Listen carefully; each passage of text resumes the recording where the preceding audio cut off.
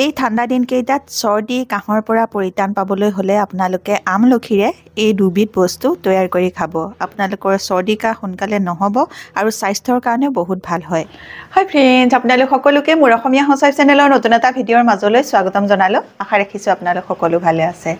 আজি মই আপোনালোকলৈ খুব বঢ়িয়া এটা ভিডিঅ' লৈ আহিছোঁ। বৰ্তমান ঠাণ্ডা দিন সোমাইছে আৰু এই ঠাণ্ডা দিন সোমোৱাৰ লগে লগে আমাৰ প্ৰায় সংখ্যক মানুহৰে চৰ্দি লাগিছে, কাহ হৈছে, জ্বৰ হৈছে, এনেকুৱা ধৰণৰ সমস্যাত ভুগিছে। আৰু এই ঠাণ্ডা দিনকেইটাত আমাৰ যাতে চৰ্দি নালাগে, কাহ নহয়, তাৰ কাৰণে আমি শৰীৰটো বিশেষভাৱে যত্ন ল'ব লাগে। আৰু তাৰ কাৰণে আজি মই আপোনালোকলৈ লৈ আহিছোঁ খুব বিশেষ এটা বস্তু, যিটো বস্তু খালে আমি সকলোৱে জানো যে ঠাণ্ডা দিনকেইটাত আমাৰ শৰীৰটো অকণমান গৰম হৈ থাকে আৰু আমাৰ শৰীৰটোত চৰ্দি কাহে আক্ৰমণ কৰিব নোৱাৰে। আজি মই আপোনালোকক ঘৰতে এই চ্যৱনপ্ৰাশটো বনাই দেখুৱাম। একেবাৰে সহজ তৰিকাৰে আপোনালোকে আপোনালোকৰ ঘৰতে এই চ্যৱনপ্ৰাশটো বনাই খাব পাৰিব আৰু চ্যৱনপ্ৰাশ খালে আমাৰ শৰীৰটোত চৰ্দি কাহে সোনকালে আক্ৰমণ কৰিব নোৱাৰে। আৰু লগতে মই আপোনালোকক এটা খুব বঢ়িয়া জুচ বনাই দেখুৱাম, যিটো জুচ আপোনালোকে সদায় ৰাতিপুৱা যদি খাব পাৰে তেতিয়াহ'লে আপোনালোকৰ ছাল, চুলি আৰু স্বাস্থ্যৰ কাৰণে বহুত বেছি ভাল হয়। এই দুটা বস্তু আজি মই আপোনালোকক বনাই দেখুৱাম। আৰু দেখুৱাৰ আগতে আপোনালোকলৈ এটা ৰিকুৱেষ্ট আছিলে, আপোনালোকে যদি এই ভিডিঅ'টো ভাল পায় ভিডিঅ'টোত এটা লাইক কৰিব। মোৰ চেনেলটো এতিয়ালৈকে যদি আপোনালোকে ছাবস্ক্ৰাইব কৰি লোৱাই নাই তেতিয়াহ'লে সোনকালে ছাবস্ক্ৰাইব কৰি ল'ব আৰু ওচৰতে থকা বেল আইকনটো আপোনালোকে প্ৰেছ কৰি দিব। তেতিয়াহে মোৰ আহিবলগীয়া সকলোবোৰ ভিডিঅ' নটিফিকেশ্যন আপোনালোকলৈ সোনকালে যাব আৰু সোনকালে মোৰ ভিডিঅ'বোৰ আপোনালোকে চাবলৈ পাব। এতিয়া মই আপোনালোকক প্ৰথমতে জুচটো বনাই দেখুৱাম ৰাতিপুৱা খাবৰ বাবে, আৰু তাৰ পাছত মই আপোনালোকক চ্যৱনপ্ৰাশটো বনাই দেখুৱাম। কেনেকৈ বনাওঁ চাওঁ বলক। এই দুবিধ বস্তুৱে বনাবলৈ আমাক আমলখি লাগিব। এতিয়া মই 20টামান আমলখি লৈ লৈছোঁ। আমাৰ ঘৰৰে গছৰ আমলখি, আৰু আমলখিকেইটা মই ভালকৈ এতিয়া ধুই ল'ম। ধুই পেলাই মই দুবিধ বস্তু বনাম, আৰু এবিধ হ'ল জুচটো আৰু আনবিধ হ'ল চ্যৱনপ্ৰাশ। ধুই লোৱাৰ পাছত মই সৰু সৰুকৈ মিহি মিহিকৈ আমলখিকেইটা এয়া কাটি লৈছোঁ। অকল যদি আপোনালোকে জুচ বনাবলৈ হয় ইমানখিনি আমলখি নালাগে। মই গোটেইখিনি আমলখি এতিয়া কাটি ল'লোঁ। এতিয়া দুভাগ কৰিম। দুভাগ কৰি পেলাই এভাগ মই আমলখি জুচ বনাম আৰু আন ভাগ মই চ্যৱনপ্ৰাশ বনাম। এতিয়া মই আদা এটুকুৰাও লৈছোঁ। আদা টুকুৰা 2 ইঞ্চমান ডাঙৰ এটুকুৰা আদা লৈছোঁ, আৰু সেই আদাৰ জোখতে মই এটুকুৰা হালধিও লৈছোঁ। হালধি আৰু আদা সম পৰিমাণে লৈছোঁ। জুচ বনাবলৈও আমাক এই দুবিধ বস্তুৱে লাগিব আমলখিৰ লগত, আৰু চ্যৱনপ্ৰাশ বনাবলৈও আমাক এই দুবিধ বস্তুৱে আমলখিৰ লগত প্ৰয়োজন হ'ব। প্ৰথমতে মই জুচটো বনাই দেখুৱাই আছোঁ আপোনালোকক। আদা আৰু হালধি বাকলি গুচাই ভালকৈ ধুই আনিলোঁ। ধুই অনাৰ পাছত এতিয়া মই মিহি মিহিকৈ কুটি ল'ম, যাতে মিক্সিত দি পেলাই পিচিবলৈ ভাল হয়। নহ'লে গোটা হৈ থাকিলে মিক্সিত পিচ নাযাব। সেইটো কাৰণে সৰু সৰুকৈ মিহি মিহিকৈ এয়া মই দুইবিধ বস্তু কাটি লৈছোঁ। এয়া কাটি হৈ গ'ল। হৈ যোৱাৰ পাছত এতিয়া মই এটা মিক্সাৰ জাৰ লৈছোঁ, আৰু এই মিক্সাৰ জাৰটোতে মই এই গোটেইখিনি বস্তু ভৰাই দিম।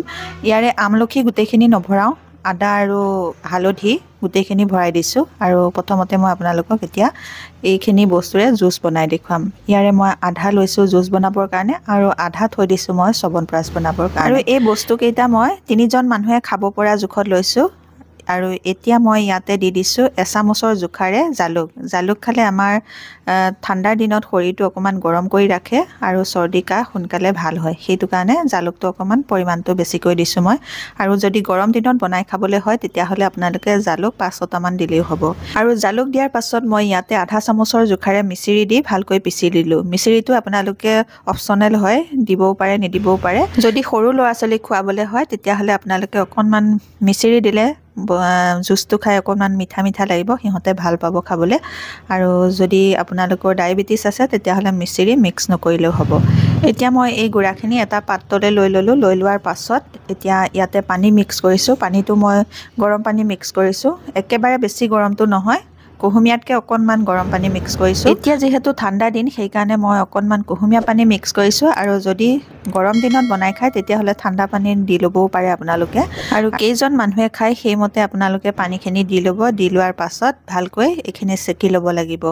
এতিয়া মই এটা পাত্ৰলৈ এইখিনি জুচখিনি উলিয়াই ল'ম।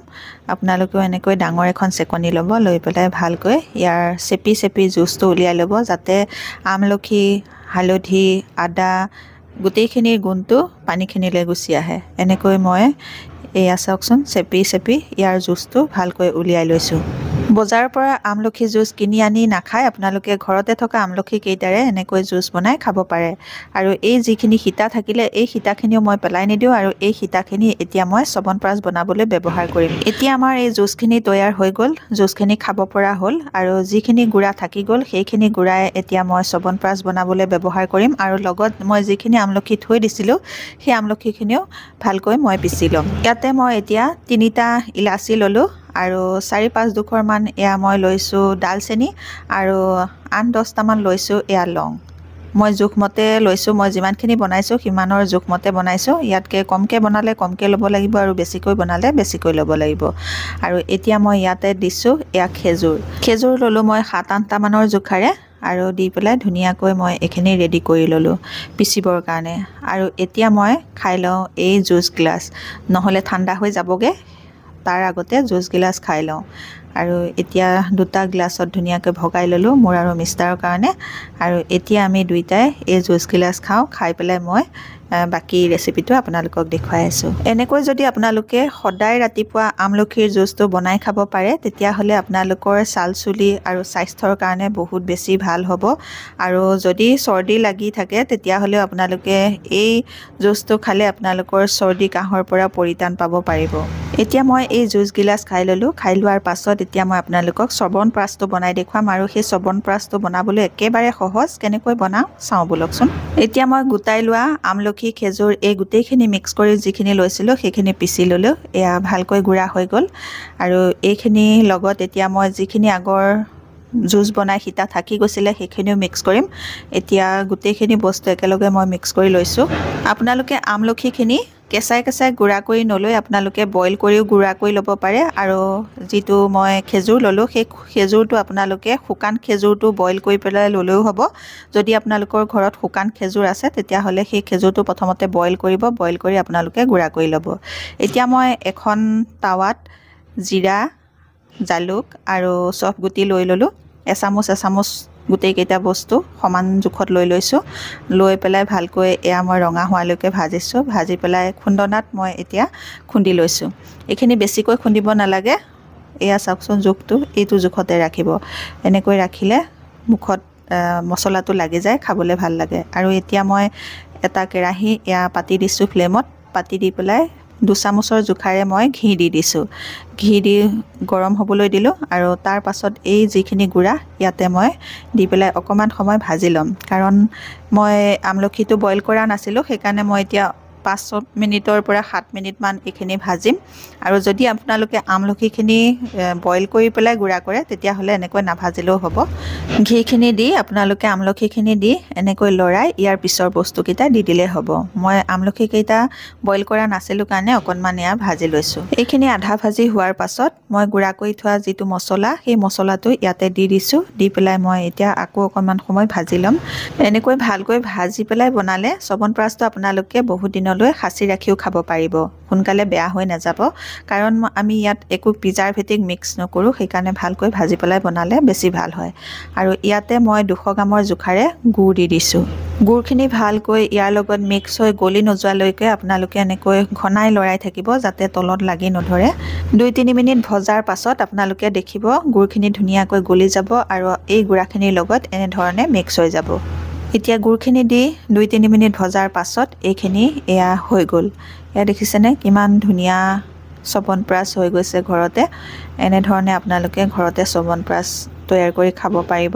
আৰু এতিয়া গেছৰ ফ্লেমটো মই অফ কৰি অলপ সময় ঠাণ্ডা হ'বৰ কাৰণে থৈ দিলোঁ আৰু ঠাণ্ডাৰ হোৱাৰ পাছত এতিয়া মই কেৰাহীৰ পৰা এয়া এটা চিচাৰৰ পাত্ৰলৈ ভৰাই লৈছোঁ আপোনালোকে সদায় চিচাৰৰ পাত্ৰত ৰাখিব তেতিয়া বহুত দিনলৈ বস্তুখিনি ভালে ৰাখিব পাৰিব এতিয়া মই এটা চিচাৰৰ কণ্টেইনাৰত এইখিনি ভৰাই পেলাই থৈ দিম আৰু এনেধৰণে আপোনালোকে এই প্ৰক্ৰিয়াৰে ঘৰতে চ্যৱনপ্ৰাচ বনাই খাব পাৰিব আৰু ভালকৈ ঠাণ্ডা হ'বলৈ দিব তাৰ পাছতহে আপোনালোকে এনেকৈ চিচাৰৰ কণ্টেইনাৰত ভৰাই পেলাই থৈ দিব এয়া চাওকচোন কিমান ধুনীয়া হৈছে বজাৰৰ পৰা কিনা নিচিনা চ্যৱনপ্ৰাচ হৈছেনে বাৰু আৰু বনাই থাকোঁতে মোৰ গোন্ধটো পায়ে খাবলৈ মন গৈছে ইমান ধুনীয়া সেন্ট এটা আহিছে সেই সেন্টটোতে আপোনালোকৰ খাবলৈ মন যাব প্ৰথমতে মিষ্টাৰক এচামুচ দি ল'লোঁ বোলো আপুনি খাই চাই লওকচোন তাৰ পাছত মই এচামুচ এয়া খাবলৈ লৈছোঁ আৰু খাবলৈ একদম টেষ্টটো বজাৰৰ পৰা কিনা চ্যৱনপ্ৰাচৰ সৈতে একেবাৰে একেই তেতিয়াহ'লে আপোনালোকে নিকিনাকৈ চ্যৱনপ্ৰাচ খাব পাৰিব আৰু চৰ্দি কাহ আদিৰ পৰা পৰিত্ৰাণ পাব পাৰিব।